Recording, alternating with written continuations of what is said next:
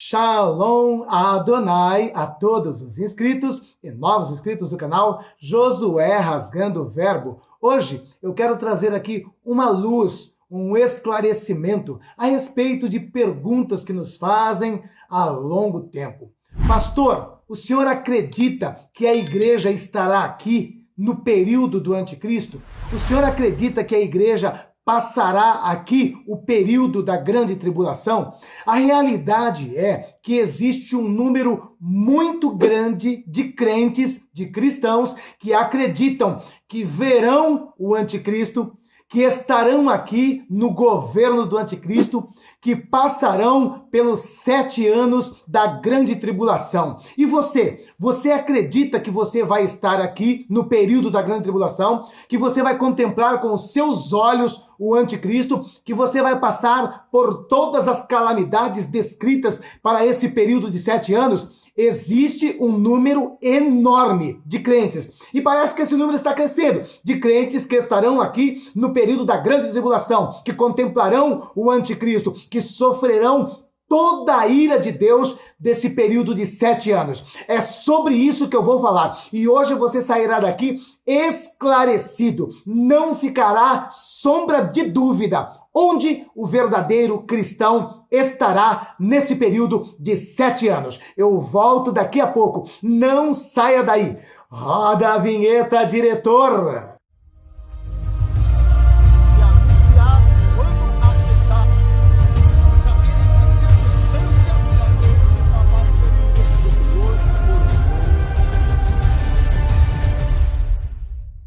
Pois bem, aqui estou de volta e antes de entrarmos na palavra, eu quero pedir a todos que aqui estão, em nome de Jesus, me ajuda encarecidamente. Aqui no primeiro comentário afixado, eu estou deixando sempre o link do nosso novo canal, Libertação na Palavra. Estamos nos preparando, porque aqui estamos trazendo a verdade. Não estamos aqui fazendo rodeio, não estamos aqui falando com papa na língua. Estamos aqui para falar a verdade nua e crua, pois a Bíblia diz: conhecereis a verdade e a verdade vos libertará. E vocês sabem que se tem uma coisa que está trazendo perseguição hoje, é falar a verdade. Então, em nome de Jesus, irmão, eu te peço encarecidamente, não esqueça, no primeiro comentário está fixado o link do meu novo canal. Se nos derrubar aqui, nós temos onde recorrer. Então, me ajude todos em nome de Jesus Cristo.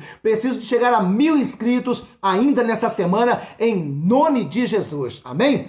Se inscreve também no canal, deixa o seu like, o seu joinha, isso ajuda com que o YouTube distribua melhor esse vídeo aqui na plataforma. Me siga lá no Instagram, todos os dias eu coloco lá mensagens de 3 a 4 minutos e você fica a par de todas as lives que estamos fazendo em outros canais, trazendo a mensagem escatológica. Amém?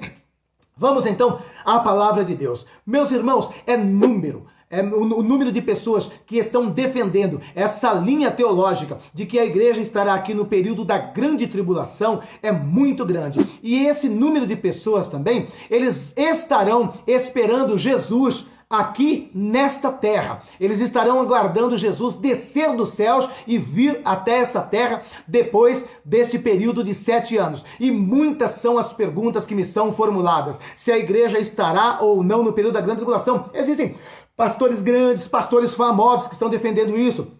Existem pastores que já estão defendendo, inclusive, que o cavalo branco já está. Teve um algum tempo atrás aí que já falou que o cavalo amarelo também já estava. E por aí vai. Então, nós vamos esclarecer, embasado na palavra, onde estaremos. Como se dará o encontro da igreja com Cristo. Será aqui na terra? Será no chão? Como que se dará? Será após os 7 anos? Vamos então à leitura da palavra de Deus para embasar a nossa fala. Quero falar do arrebatamento, então eu vou ler um texto aqui na primeira carta de Paulo aos Tessalonicenses, capítulo de número 4, do versículo 13 ao 18. Preste atenção no que diz a palavra de Deus. Não quero, porém, irmãos, que sejais ignorantes acerca dos que já dormem, para que não vos entristeçais como os demais que não têm esperança. Porque, se cremos que Jesus morreu e ressuscitou, assim também aos que em Jesus dormem, Deus os tornará a trazer com ele. Dizemo-vos, pois, isto pela palavra do Senhor, que nós, os que ficarmos vivos para a vinda do Senhor, não precederemos os que dormem.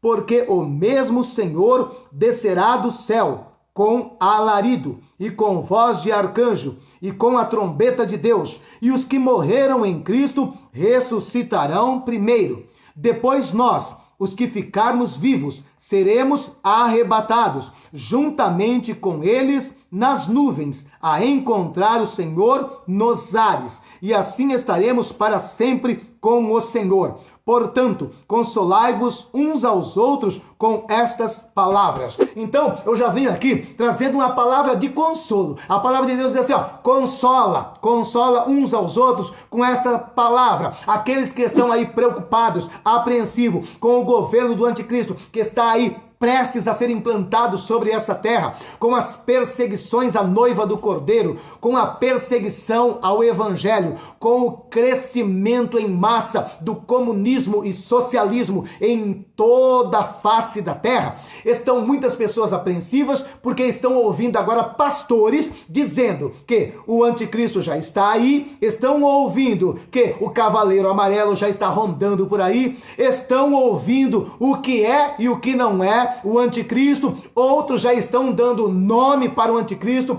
Esqueça todas essas balelas. Eu digo aqui com muita convicção, nem o próprio diabo sabe quem é o anticristo, nem o próprio diabo pode dizer o nome do anticristo. Mas vamos tratar aqui agora a respeito do arrebatamento da igreja. Conforme nós lemos aqui, nós vimos que esse acontecimento se dará numa fração que está em torno aí de milésimos de segundo, num abrir e piscar de olhos. Vai acontecer 2 atos simultâneos. Com milésimos de segundo de diferença, Paulo está dizendo aqui que os que dormem em Cristo, ou seja, aqueles que morreram fiéis, aqueles que morreram servindo a Deus, aqueles que morreram dentro da igreja, aqueles que morreram nos caminhos do Senhor, aqueles que morreram em santidade, em santificação, estes ressuscitarão primeiro, milésimos de segundo, na frente de nós, os que estivermos vivos. Estou falando dessa forma, se isso se desse hoje, nesse instante, neste momento. Logo, o que ocorre? Primeiro eles seriam transformados. Transformados o quê? Com um corpo glorificado. Qual corpo glorificado? O mesmo corpo que Jesus levantou na manhã de domingo após a sua crucificação. Um corpo que não está mais sujeito a dores. Um corpo que não envelhece. Um corpo que não está sujeito às leis da física. Um corpo glorioso. Um corpo eterno. Um corpo magnífico. É este o corpo que eles serão transformados em milésimos de segundo. E logo após, na sequência, nós também seremos raptados. O termo usado no grego para a palavra arrebatamento é harpazo, que está ligado com rápido, que quer dizer tirar com força, com muita pressa, com muita rapidez. E então nós também seremos tomados dessa terra. E olha só o que a palavra de Deus diz para os pós-tribulacionistas, que diz que Jesus vai vir a essa terra. Vocês viram a leitura e guardaram muito bem, porque eu dei ênfase na minha fala. Encontraremos com o Senhor nos ares. Não está dizendo aqui que Jesus vai pisar na terra. Ele estará esperando entre a terra e os céus de Deus. Nós temos o céu que nós conhecemos, que é esse céu azul. Temos o céu cósmico e após o céu cósmico, o céu de Deus. E entre esse espaço, o céu de Deus e a terra, que ele estará aguardando, nós nos encontraremos com Jesus nos ares. Tipologicamente, o arrebatamento da igreja se dá nas núpcias de Isaac com Rebeca. Eu já narrei isso, onde Abraão tipifica Deus, Eliezer tipifica o Espírito Santo, Isaac tipifica Jesus e Rebeca tipifica a igreja. Eliezer, o Espírito Santo, pega Rebeca e traz em direção a Isaac. Isaac então se encontra com Rebeca e na casa de seu pai Abraão é realizado a festa nupcial. E da mesma forma se dará com a igreja. O Espírito Santo nos conduzirá até os ares, ali nos encontraremos com Jesus, ele também nos conduzirá a casa do Pai e ali se dará o nosso casamento, ali se dará a famigerada bodas do Cordeiro. Eu e você que cremos nisso estaremos nas mansões celestiais na nossa festa de casamento. Os pós-tribulacionistas estarão aqui com o anticristo. Eu estarei na festa de casamento com o meu noivo amado. Eu estarei sentado a um banquete celestial sendo servido pelo meu próprio noivo. Eu estarei lá, não estarei aqui. Logo, nós ficamos aqui bem esclarecido por esse texto que ele não pisará na terra e que nós encontraremos com ele nos ares e dali ele nos levará para a casa do Pai. O que acontecerá nesse período, pastor? A primeira coisa que vai acontecer é o tribunal de Cristo ou banca de premiação, onde receberemos os nossos galardões segundo as nossas obras. Os galardões estão relacionados com patentes. Os galardões estão relacionados com a autoridade que teremos no governo de Cristo, tanto na eternidade quanto no milênio aqui na terra. Os galardões será concedido não de acordo com o cargo que a pessoa teve aqui na terra. Se foi pastor ou apóstolo, terá galardão maior. Não. O galardão será relacionado com a maneira, a forma que eu fiz o que foi determinado por Deus para me fazer aqui nessa terra. Existem muitos pastores e apóstolos que entrarão nas mansões celestiais como soldado raso. Não terão sequer um galardão. Será salvo como que pelo fogo. E em contrapartida, teremos ali pessoas que nunca teve um título eclesiástico aqui nessa terra, mas que lá receberá galardões e coroa diferenciada por conta da sua prestatividade naquilo que foi chamado para fazer para Deus aqui na face dessa terra.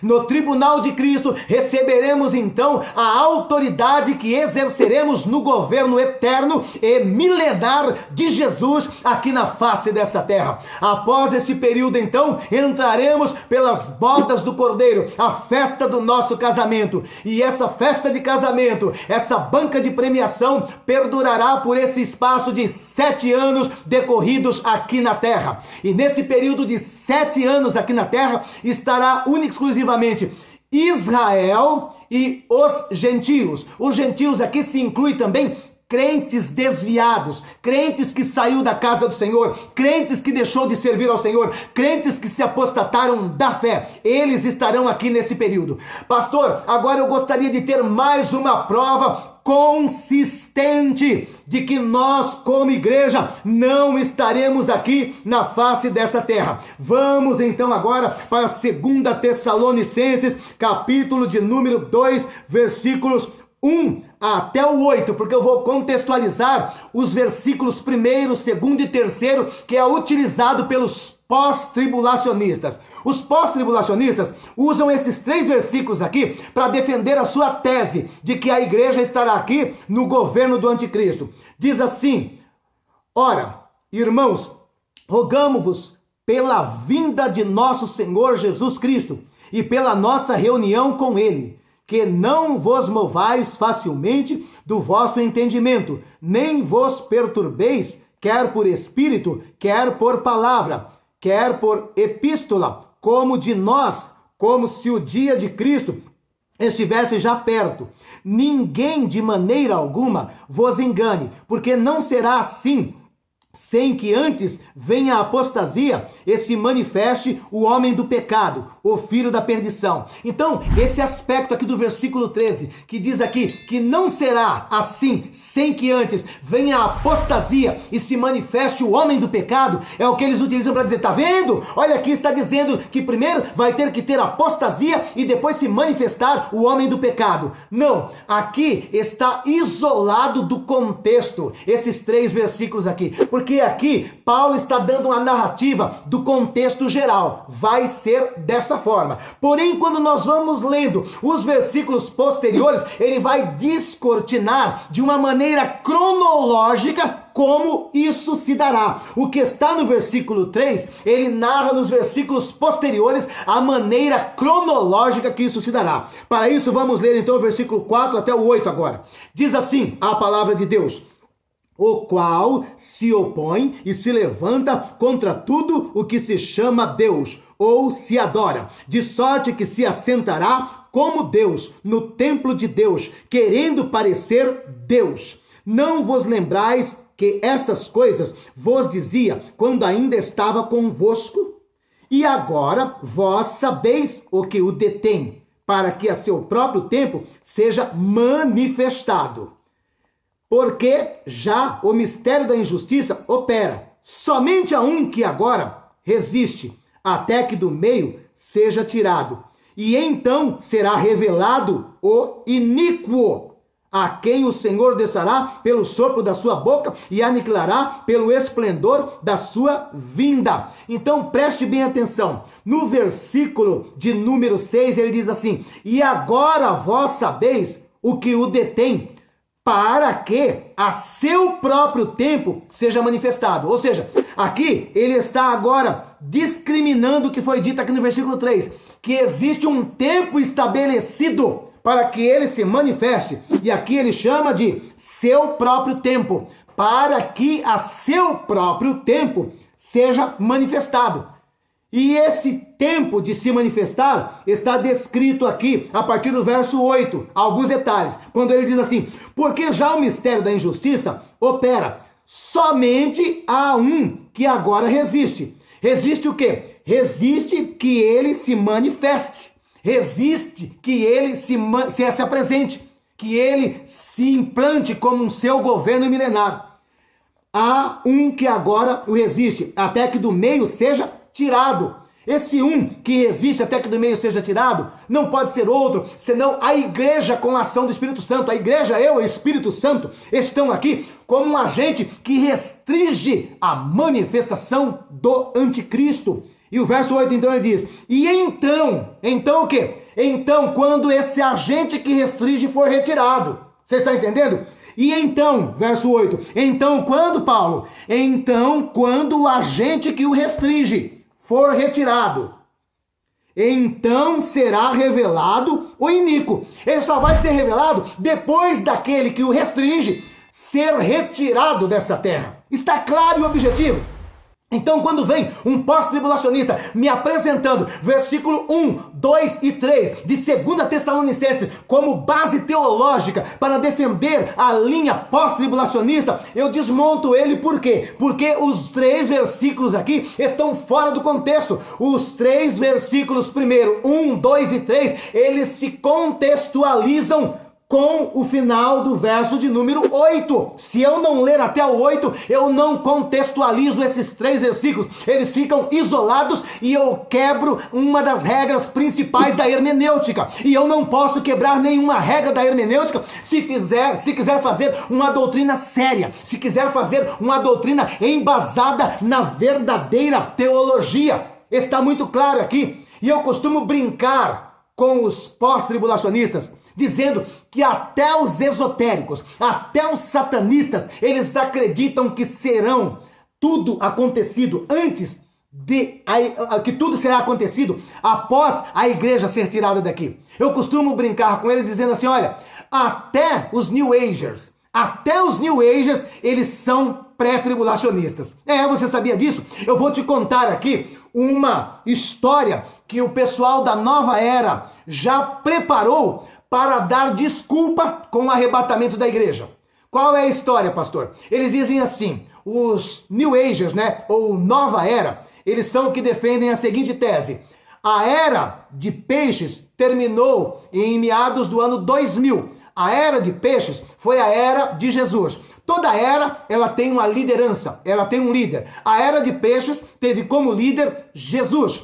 Porém, a partir do 3º milênio, entra a nova era. E a nova era, a era de Aquários, ela tem também o seu líder. E diferente do que foi a era de peixes, que tinha como líder Jesus, a era de aquários tem como líder Maitreya. Agora, o que eles dizem? Que para que o Maitreya se manifeste na sua plenitude, é necessário que algumas pessoas, ou muitas pessoas que estão aqui nessa terra, sejam removidas, sejam tirados, porque essas pessoas são como pedra de tropeço para a manifestação do Maitreya. Eles pregam isso, eles dizem claramente isso aí. Olha, existe um grupo de pessoas que vai precisar ser retirado. E aí qual é a explicação que Satanás já colocou na boca deles para estar explicando agora de maneira antecipada e quando acontecer o arrebatamento da igreja? Eles dizem assim, que vai se aproximar do planeta Terra ou uma grande nave mãe, ou então um planeta chupão, que alguns também chamam de Nibiru. Então, vai se aproximar da Terra, vai exercer uma força magnética sobrenatural, de forma que vai sugar da Terra todas as pessoas que atrapalham a implantação do governo do Maitreya.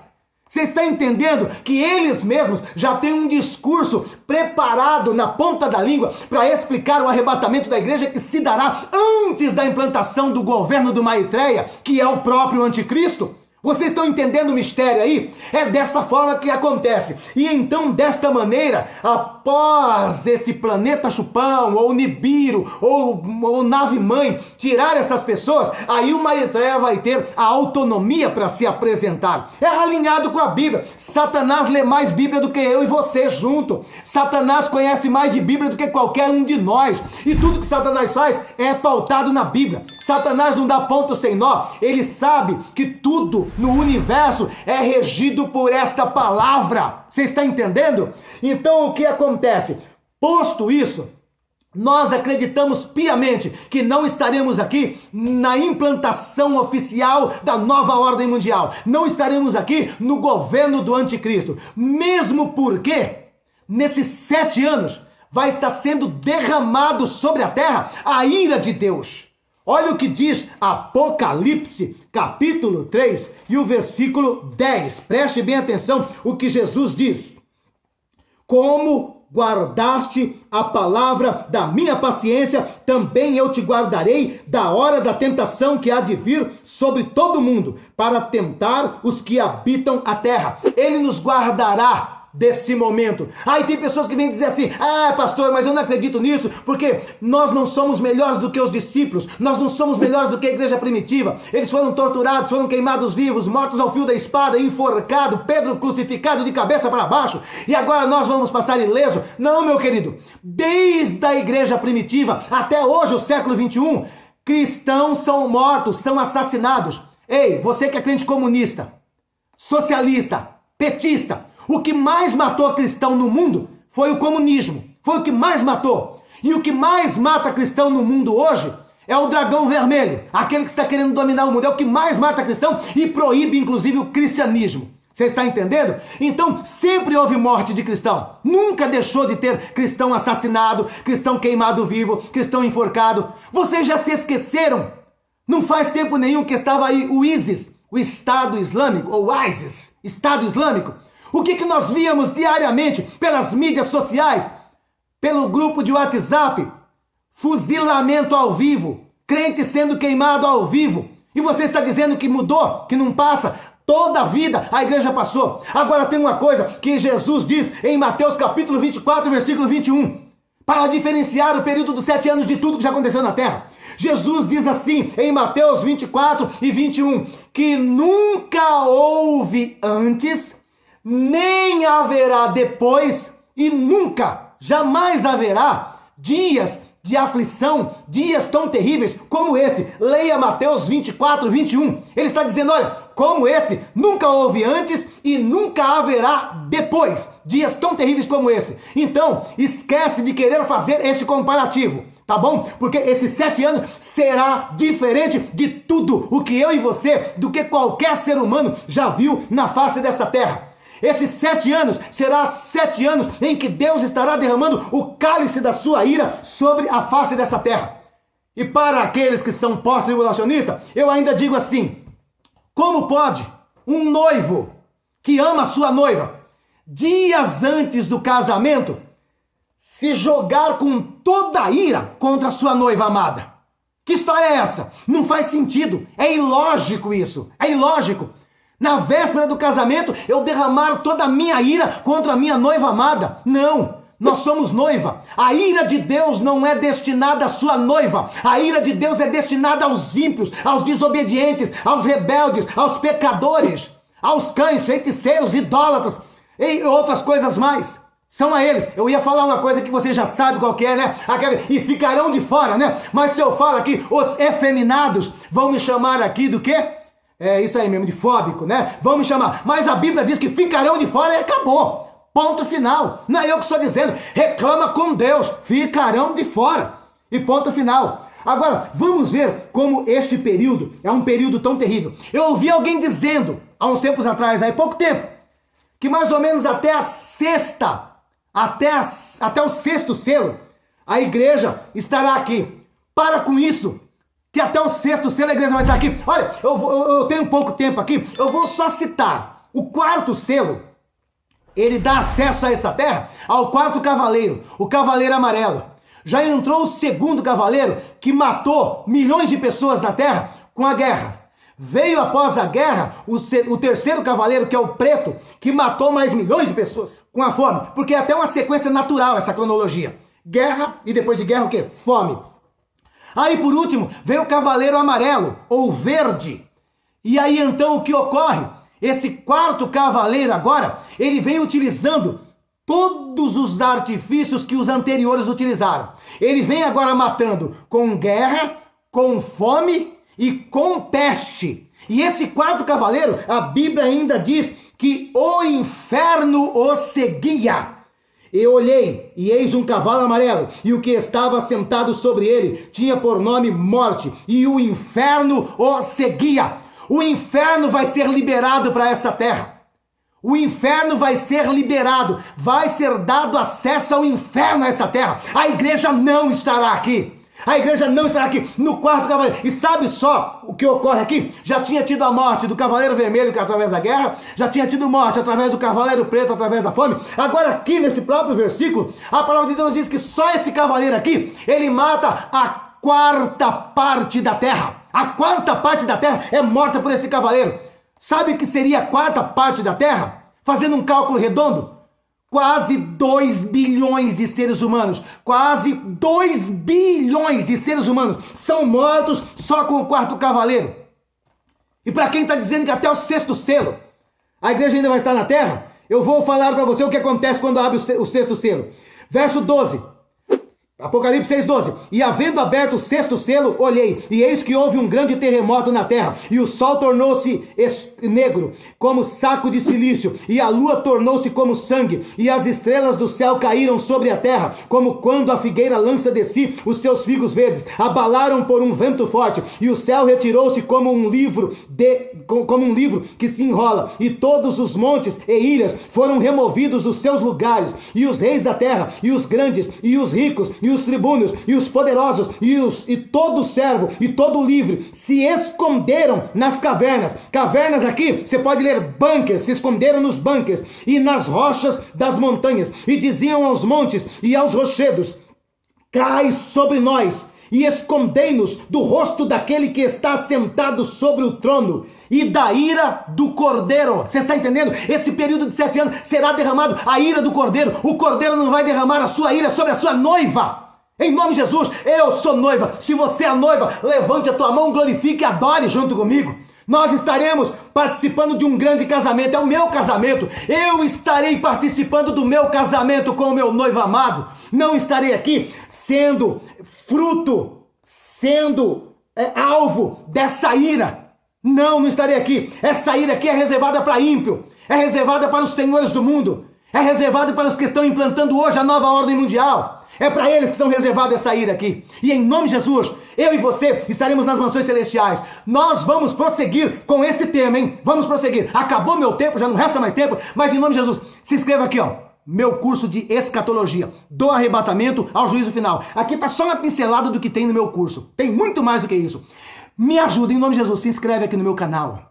Aqui, ó, o canal secundário. Eu preciso da sua ajuda. O YouTube não vai deixar muito tempo falando essas coisas aqui, não. Em nome de Jesus, me ajuda agora. Em nome de Jesus, não saia daí sem se inscrever no meu canal. Está fixado aqui, ó, no primeiro comentário. Amém? E se vocês gostaram, vocês vão deixar no comentário dizendo, pastor, prossegue amanhã. Se não tiver muito comentário, eu paro e vou colocar a matéria de novo, tá bom? Agora, se vocês quiserem que eu continue, eu vou continuar amanhã, trazendo mais informações dentro da Bíblia, dentro da palavra, pregando desse jeito. Aqui não está o youtuber, aqui está o pastor Josué. É assim que eu fico no púlpito, é assim que eu fico quando eu estou diante da noiva do Cordeiro. Eu dou lugar mesmo e sinto a presença de Deus aí em nome de Jesus. Amém? Compartilhe essa mensagem em nome de Jesus com o maior número de pessoas. Não fique com essa mensagem só para você. Outras pessoas precisam escutar isso em nome de Jesus. Amém? Um beijo no seu coração.